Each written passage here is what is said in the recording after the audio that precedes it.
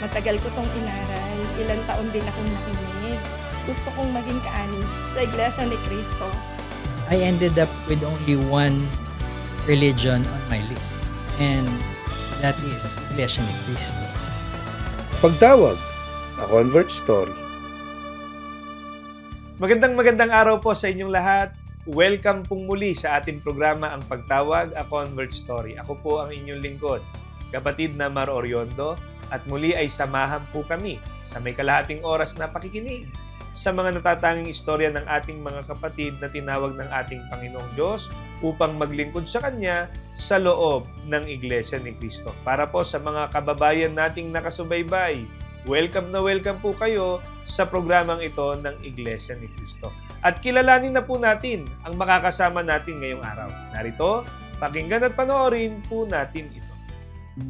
Kilalanin ang mag-asawang sinakapatid na Meljun at Christine Abella mula sa lokal ng Mobo, Distrito Eklesyastiko ng Masbate.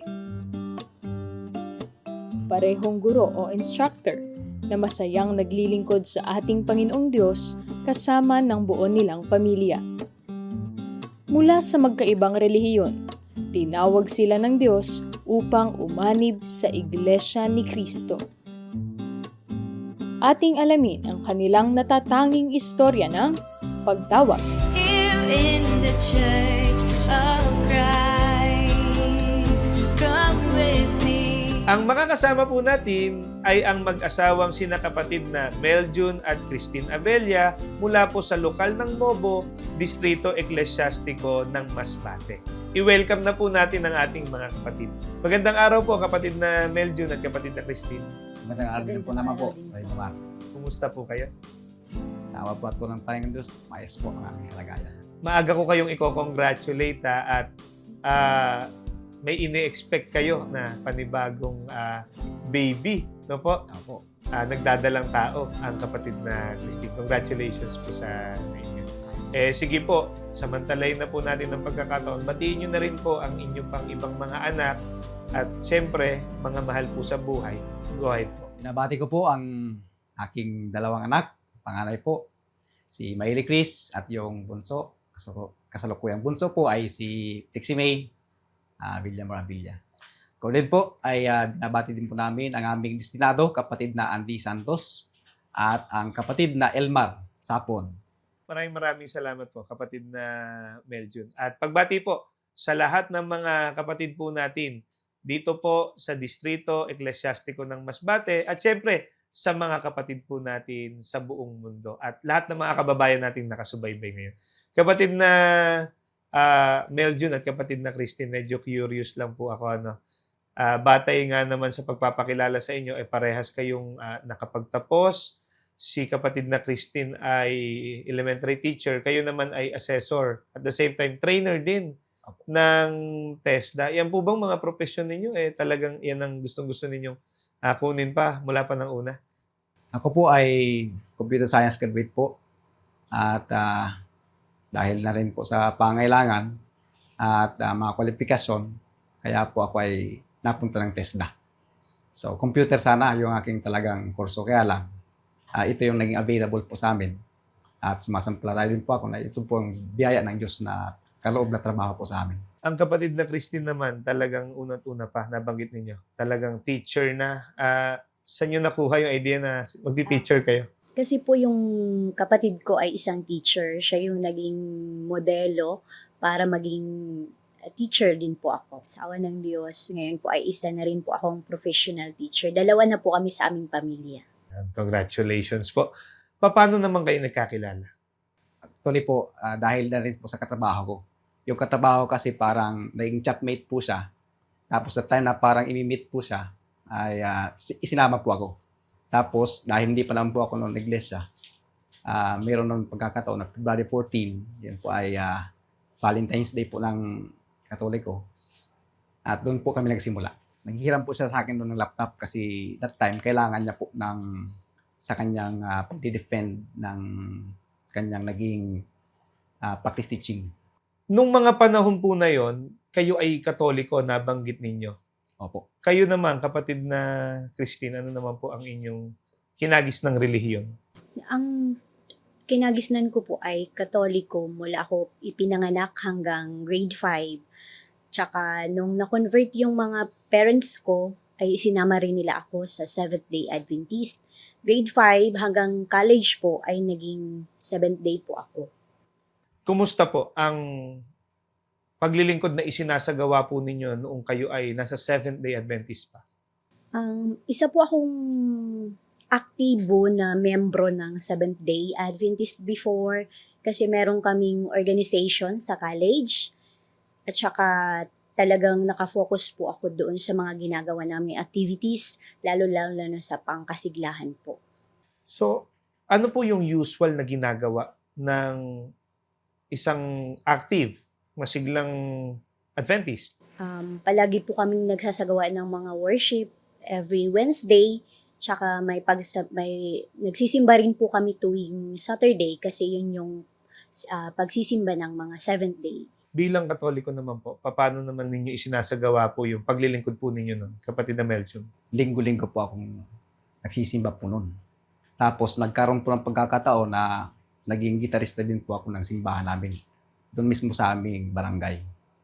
Halos kasi yung chapel na yon ay pamilya po namin ang nagsaayos mula doon sa abang kalagayan, naging konkrito dahil po sa aming pamilya. Nung mga panahon po na yan, na kayo ay hindi pa mga kaanib sa Iglesia ni Cristo, meron na po ba kayong naririnig tungkol sa Iglesia ni Cristo? At kung meron man, ano po yun? Ako po nung time na yon, wala po akong idea po sa Iglesia ni Cristo. Ang alam ko lang po kasi, Katoliko lang at kasi doon sa aming barangay, meron din po doon ng saksi. Akala ko 2 relihiyon lang yung meron nun. At saka yung, ang sabi sa amin ng aming tatay, kung saan kayo nabuhay, doon na kayo mamamatay. Kung Katoliko, ay Katoliko na rin kayo hanggang sa kamatayan. So totally wala po kayong idea sa Wala Iglesia ni Cristo noon. Kayo po, Ma'am Christine? Ako naman po, nakikita ko lang yung sambahan ng mga iglesia ni Cristo. Pero ako kasi mula grade 5, nakafocus na talaga ako sa Seventh Day. Kaya yun yung nakamulatan kong gawain. Kaya hindi ko na po pinapansin yung iba pang relihiyon at wala pa akong balak noon na umanib pa sa anumang relihiyon pa. Papaano po kayo natawag sa Iglesia ni Cristo?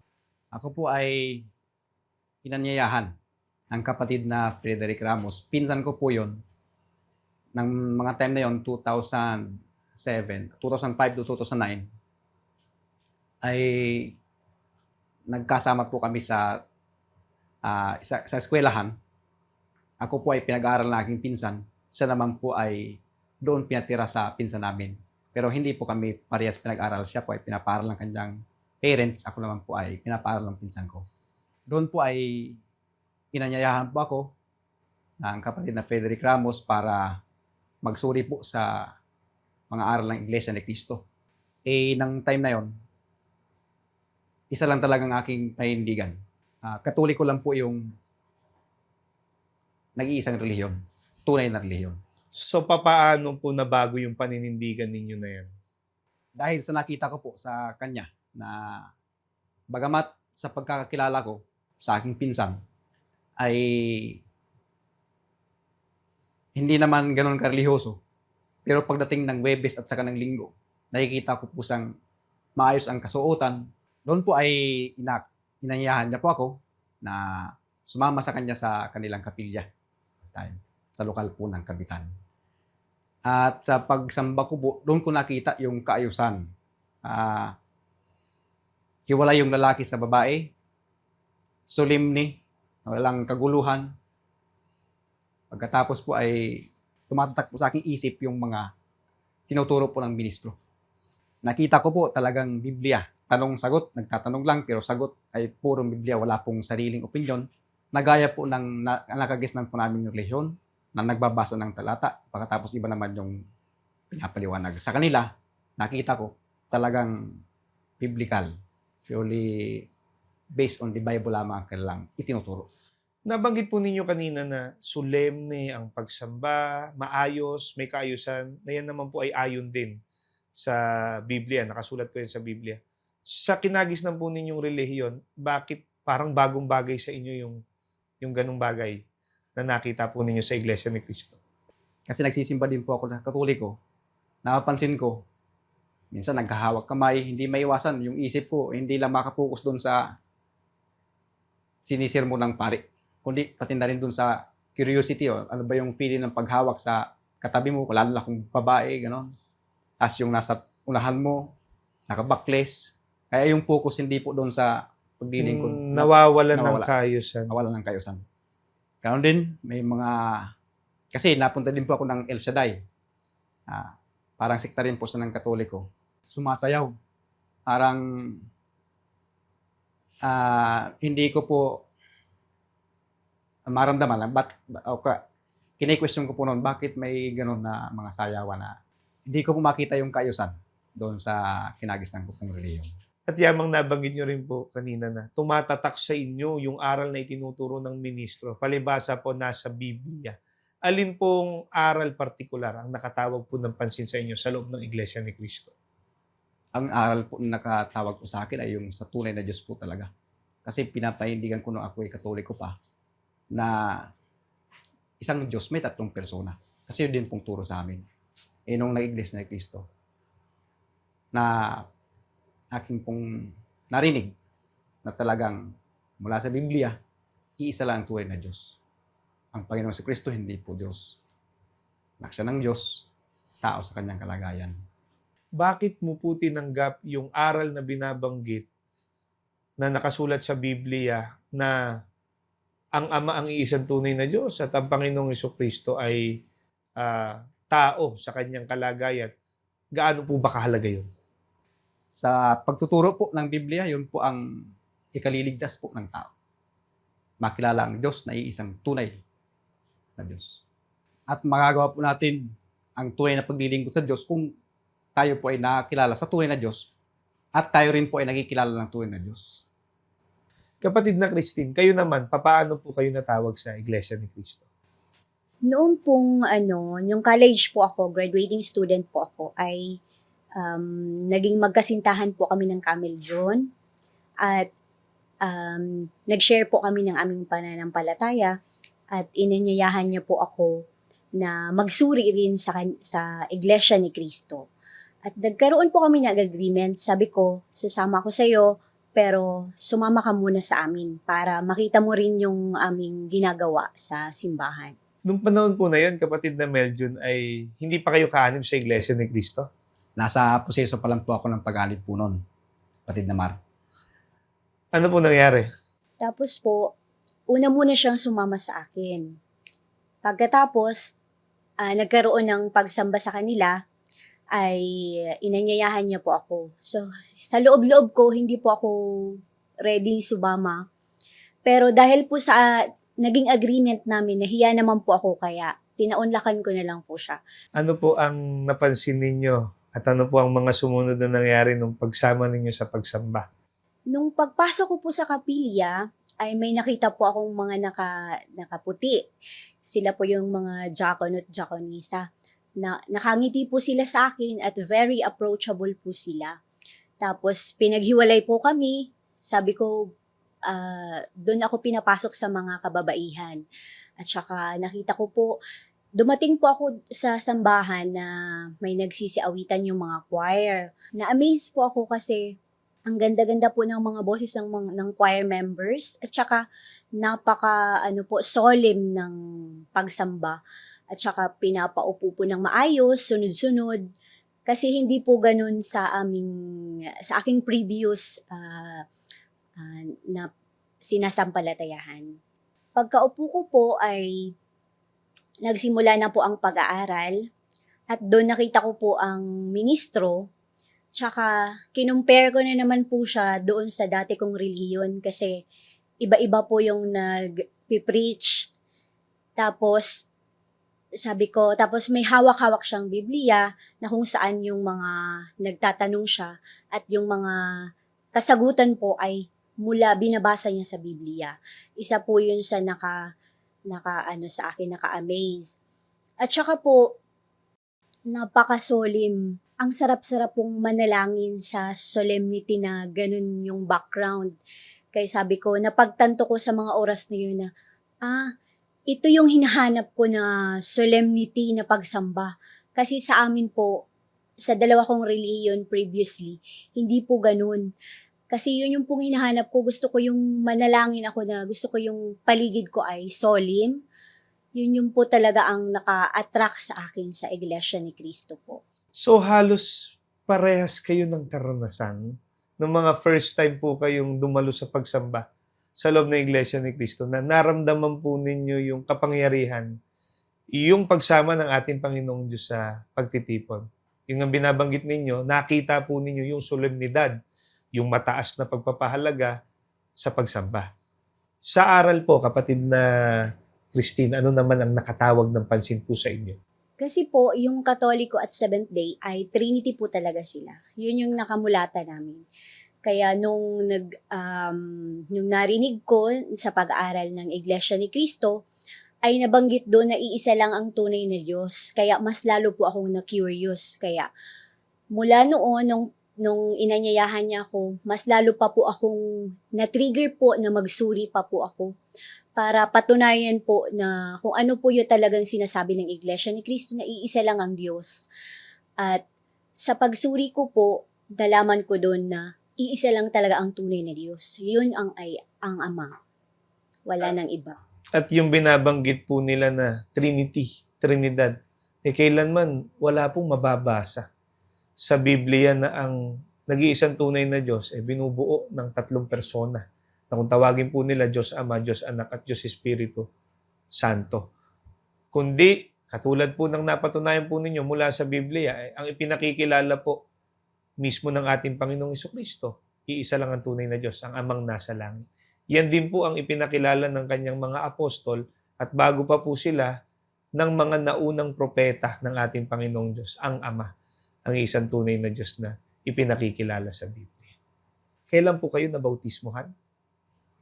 Ako po ay nabautismohan po noong Oktubre 27, taong 2012 po. Kayo naman, kapatid na Ako Christine. naman po, noong Marso 2012, 2014 I mean. Paano po yung binabanggit ninyo kanina pa nung una na kayo, sabi nyo, mamamatay kayo doon sa relihiyong kinagisnan ninyo. Kayo naman, wala na kayong iba pang gustong tignan. Kasi nga, ito na yung nakasanayan ninyo. Ano po nangyari? Napatunayan ko pong mali po yung kasabihan na yon, na kung saan ka nabuhay, doon ka mamatay. Kasi nung nakita ko po yung aral sa Iglesia ni Cristo, sabi ko, ito yung tunay na pananampalataya na dapat po kabilangan ng tao na nagnanais pong maligtas pagdating ng araw ng paghukom. Ako naman po, nung dati kong relihiyon, hindi ko kasi nakilala ang tunay na Diyos, ang tunay na paglilingkod. At nung nagsuri ako sa Iglesia ni Cristo, nalaman ko po na nakilala ko po ang tunay na Diyos sapagkat naramdaman ko po siya. Kahit na po anong pagsubok, kapag nananalangin po ako sa Kanya, ay ramdam na ramdam ko po siya. Kaya sabi ko, ito na ang tunay na relihiyon. Kaya noon nagdesisyon po akong umanib sa Iglesia ni Cristo. Tama po yung binanggit ninyo, no? Kapatid na Christine, kapatid na Meljun. Maling isipan po yung sinasabi nila na kung saan ka ipinanganak, lalo't mali yung kinagisnan mo kung saan ka pinanganak, doon ka na mamatay. Kung tama, kung tunay ang iglesia, ang relihiyon na kinagisnan mo, tama lang, doon ka abutan ng kamatayan, doon ka abutan ng wakas. Pero kung mali naman at napatunayan mo, mali ang kinagisnan mong relihiyon, mali ang kinagisnan mong paraan ng paglilingkod sa ating Panginoong Diyos, marapat lang pong iwan yun. Marapat lang pong umanib at sumama sa tunay na iglesia, gawin ang tunay na paglilingkod at pagkakilala sa ating Panginoong Diyos. Kapatid na Meljun at kapatid na Christine, sa pamilya po, sino-sino po ang mga natawag pa sa Iglesia ni Cristo? Sa amin po, sa awa ng Panginoong Diyos, natawag po ang aking mga parents. Before po sila namatay last year, ay nagagalak po ako sapagkat sila po ay nabautismuhan. Ako din po ay natutuwa kasi maliban po sa aking ama, yung mga pinsan ko rin po. At meron din po akong schoolmate na ngayon, kasalukuyan, meron na rin pong mataas na tungkulin po sa iglesia. Po ay kasalukuyan pangalawang diakon na rin. pangalawang Pangulong Diakono. Robert Tupas po. Congratulations po sa inyo po at sa inyong pamilya. May mga pag-uusapan pa po tayo pero bitinin lang natin saglit. Huwag po kayong aalis, magbabalik po ang pagtawag pagkalipas lang po ng ilang paalala.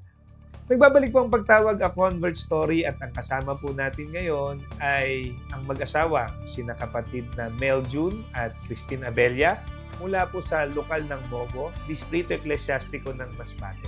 Ang mag-asawang Abella po ay natawag po sa loob ng Iglesia ni Cristo noong sila ay magkasintahan pa. Pero nauna muna ang kapatid na Mel June. At nang malaman po ng kapatid na Mel June ang mga aral ng ating Panginoong Diyos na sinasampalatayanan sa loob ng Iglesia ni Cristo, lalong-lalo na ang pagkakilala sa nag-iisang tunay na Diyos at ang marapat na paglilingkod sa Kanya, ay inanyayahan niya rin ang kapatid na Christine. Sa una ay hindi agad pumayag ang kapatid na Christine at nakipagkasundo nga siya na kung sasama sa kapatid na Mel June sa pagsamba sa loob ng Iglesia ni Cristo, kailangan mauna muna siya na mag-observe din sa pagsamba sa kanyang pinanggalingang relihiyon ng Seventh-day Adventist. At ng mga panahon na yon na nasa proseso pa ng pag-anib sa Iglesia ni Cristo ang kapatid na Mel June, ay pinagbigyan niya ang kapatid na Christine, at nang ang kapatid na Christine naman ang makapag-observe, makadalo sa pagsamba sa loob ng Iglesia ni Cristo, ay nagsimula na ang lalo pang pagsusurit pakikinig sa mga aral ng ating Panginoong Diyos, sapagkat naramdaman niya sa loob ng Iglesia ni Cristo ang pagsama at ang kapangyarihan ng ating Panginoong Diyos. Higit doon, nakilala niya rin na ang Ama, ang iisang tunay na Diyos na dapat paglingkuran at sambahin. Magandang araw po, kapatid na Mel June at kapatid na Christine. Magandang araw din po. Tama. Kailan po kayo ikinasal sa loob ng Iglesia ni Cristo? Kami po ay kinasal noong Abril 14, taong 2015. Dito po sa lokal ng EGM. Bilang mag-asawa at ikinasal rin sa loob ng Iglesia ni Cristo, papaano po nabago ng mga aral ng ating Panginoong Diyos ang buhay po ninyo mula po sa mga aral na itinuro sa inyo sa loob ng Iglesia ni Cristo?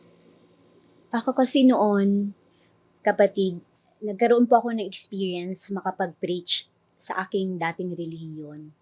Yun po ay kahit sino lang po ang pwede, basta may kaalaman ka sa pagbabasa at saka sa Biblia.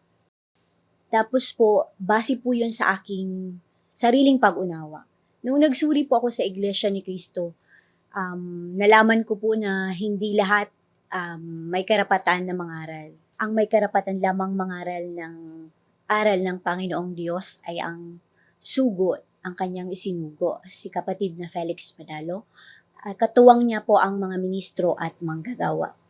Sa mga aral po na tinatanggap natin na nagmula pa sa sugo, sa kapatid na Felix Manalo, na siyang patuloy na itinataguyod ng pamamahala sa loob ng Iglesia ni Cristo, sa pangunguna naman ng kapatid na Eduardo V. Manalo, papaano po nun lalong napapabuti po ang pagdadala ng buhay ninyo? At kagaya nga ng naitanong ko kanina, papaano po nun nabago ang buhay ninyo mag-asawa?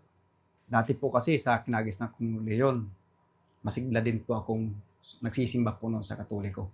Pero na ako yung naging Iglesia ni Cristo, masalong pinatunayan ko po sa Panginoong Diyos dahil nakilala ko na po siya bilang isang tunay na Diyos.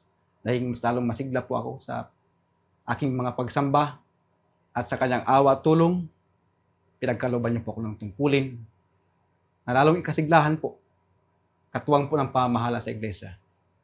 Sa aming buhay po mag-asawa, hindi po naiiwasan minsan magkaroon po ng mga problema. Pero yung aming pananampalataya, na kapag mayroong mga bumabang suliranin ay manalangin, magsagawa po ng mga pagpapanata. At doon po napatunayan po namin, maraming beses na kami ay sinagot ng Panginoong Diyos sa aming po mga panata sa Kanya. At ang binabanggit po ninyo, kapatid na Mel June, mga aral din po yan ng ating Panginoong Diyos na itinuturo sa atin mismo ng kapatid na Eduardo V. Manalo. Pagka may problema, nandyan ang kapilya, nandyan ang gusaling sambahan. Pwedeng-pwede tayong pumunta, pwede nating iluhod yung ating mga tuhod para manalangin. Katulad po nung sinasabi ninyo, taimtim na lumapit sa ating Panginoong Diyos o magpanata at ang ating Panginoong Diyos sumasagot sa mga panalangin ng kanyang lingkod. Kapatid na Christine, kapatid na Meljun, gaano po kayo nagpapasalamat sa ating Panginoong Diyos? Tinawag niya kayo sa tunay na paglilingkod sa Kanya. Unang-una po ay nagpapasalamat po ako sa ating Panginoong Diyos sapagkat hindi ko po inakala na isa ako sa mga tinawag niya at saka naramdaman ko po talaga siya, nakilala ko po ang tunay na Diyos na hindi ko po ipagpapalit kahit kailan. Na nandito na po ako kasi subok ko na po ang pagmamahal ng Panginoong Diyos. Kahit po maraming pagsubok, napakarami po actually, lalong-lalo na po sa aming pagsasama at sa aming mga pamilya. Pero nandyan siya para magsaklolo at kapag po ay may problema kami ay sa Kanya po kami lumalapit at hindi po namin kahit po may problema kami ay hindi po namin binibitawan ang aming mga paglilingkod. Mas lalo po kaming naging masigla sa paglilingkod kasi yun po ang itinuro ng ating Panginoong Diyos. Maraming salamat po sa inyo. May mga kababayan po tayo at ang iba doon, baka mga mahal pa ninyo sa buhay, mga taong malapit po sa inyo, naglilingkod din. Nagsasagawa rin ng pagsisikap na kilalanin ang Panginoong Diyos. Subalit, katulad nung pinanggalingan po ninyong relihiyon, alam natin hindi pa sila nakakarating sa tunay na pagkakilala, sa tunay na paglilingkod sa ating Panginoong Diyos. Ano po ang gusto ninyong sabihin sa kanila? Sa ating pong mga kababayan at sa mga dati ko pong karelihiyon, lalong-lalo na po sa mga hindi pa namin kapananampalataya na kapamilya ni kapatid na Meljun, nais po namin kayong anyayahan na magsuri rin katulad ng ginawa namin na hindi namin inakala na makilala po namin ang tunay na Diyos. Maari po kayong magtanong sa amin, makipag-ugnayan para po magsuri. Maraming salamat po muli sa inyong mag-asawa, kapatid na Meljun at kapatid na Christine. Ang nakasama po natin ngayon ay sina kapatid na Meljun at Christine Abella mula po sa lokal ng Mobo, Distrito Eclesiastico ng Masbate. Ang ating mga kapatid po, katulad din ng mga mag-asawa, dumadaan din sa iba't ibang mga pagsubok. Humaharap din po sa iba't ibang mga problema. Pero bilang mga may tungkulin at masisiglang kaanib sa Iglesia ni Cristo, alam na alam po nila ang gagawin pagka may mga pagsubok na dumating. Pag may mga suliraning kailangang kaharapin. Agad, palibasa, iyan po ang itinuturo sa loob ng Iglesia ni Cristo na siya namang nakasulat rin sa Biblia, pumupunta po sa gusaling sambahan. Nananalangin, humihingi ng tulong sa ating Panginoong Diyos. At kailanman, nabanggit din ng kapatid na Christine, hindi po nila pinababayaan ang pagtupad ng tungkulin sapagkat sa gayon, lalo nilang nararanasan ang pagsama ng ating Panginoong Diyos sa kanilang buhay. Sana po, ang istorya ng ating mga kapatid ay muling nakapagbigay ng panibagong inspirasyon sa bawat isa sa atin. At bago po tayo pansamantalang maghiwa-hiwalay, ay pinasasalamatan lang po natin lahat ng nakasama natin sa pagbuo ng programang ito sa INC Radio at sa INC TV. Gayon din po, pinasasalamatan natin ang kapatid na Angelo Eranio V. Manalo at higit po sa lahat, sa pinakamamahal nating kapatid, ang kapatid na Eduardo V. Manalo. Maraming salamat po. May mga ganitong programa kung saan ay naibabahagi po natin ang mga natatanging istorya ng ating mga kapatid na tinawag ng ating Panginoong Diyos para maglingkod sa Kanya sa loob ng Iglesia ni Cristo. Hanggang sa muli po, lagi ninyong subaybayan ang programang Ang Pagtawag, A Convert Story tuwing Sabado po sa INC TV at INC Radio YouTube channel alas 11 po ng umaga. Maraming salamat po.